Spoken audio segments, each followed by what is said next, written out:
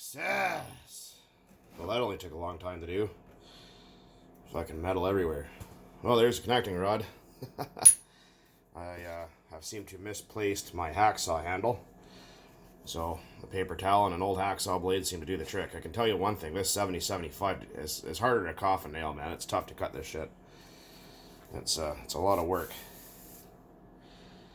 And that blade wasn't that old when I started. Terrible shit. Ugh, that's what I got. Okay. Looking sparkly. Got myself a paper towel here. Let's get this guy off. W. Weasel P, whatever the hell you want to call it. Okay. My fucking hand hurts like you wouldn't believe.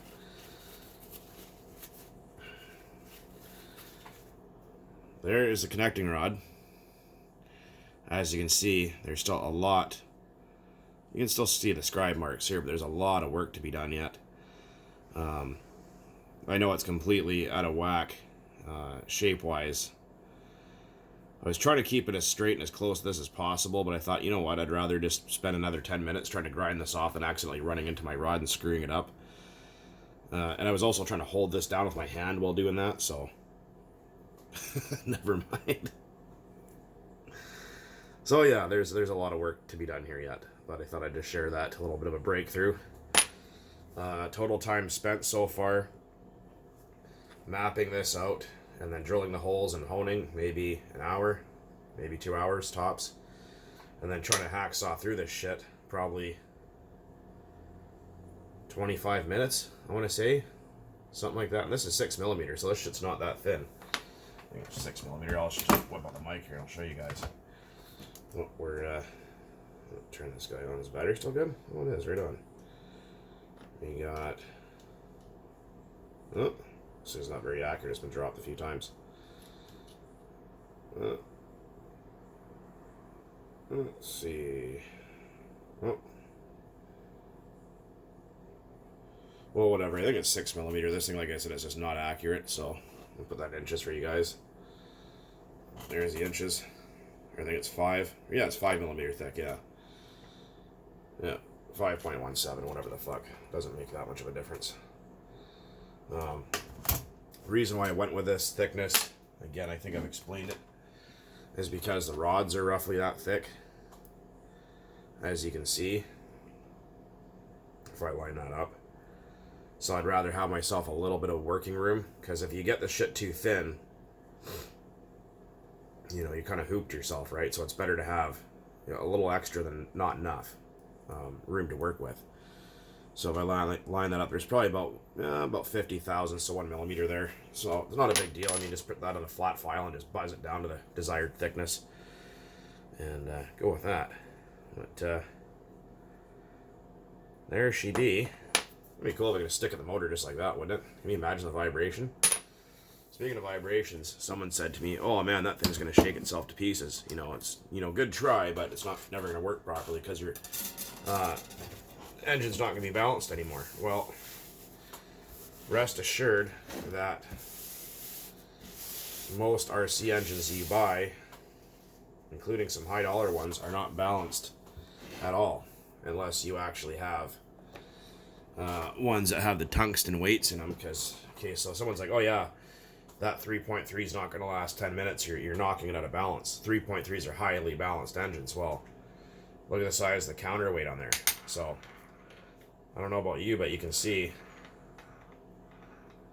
that does not look balanced at all to me. See? If that was balanced, it wouldn't do that. Yeah, so if you believe that your 3.3 is balanced and you're going to fight about it, you're an idiot. Or you take this valve. See, that's what it would roll like. My counter's uneven, but you get the idea. Right, so you'd see it won't. Fucking stupid thing.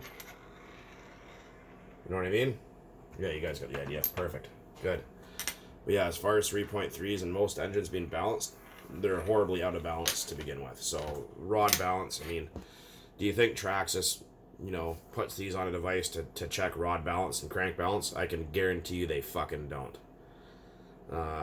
Yeah, so the rod will be slightly, maybe a little bit heavier because it won't have all these big machine marks in it, all these big grooves and whatnot, and it will be a little bit fatter, a little bit meatier on the top here. You know, the rod thickness will be, well, as close as I can get it to where it needs to be. So the top here is 5mm. You can see that it's actually pretty much dead on. So I'll just have to take a file and just file the bottom part down to make room for the starter shaft and to make it fit on the end of the crank perfectly there. That's not a big deal. Let's flush that guy out a little bit. Some brake parts cleaner.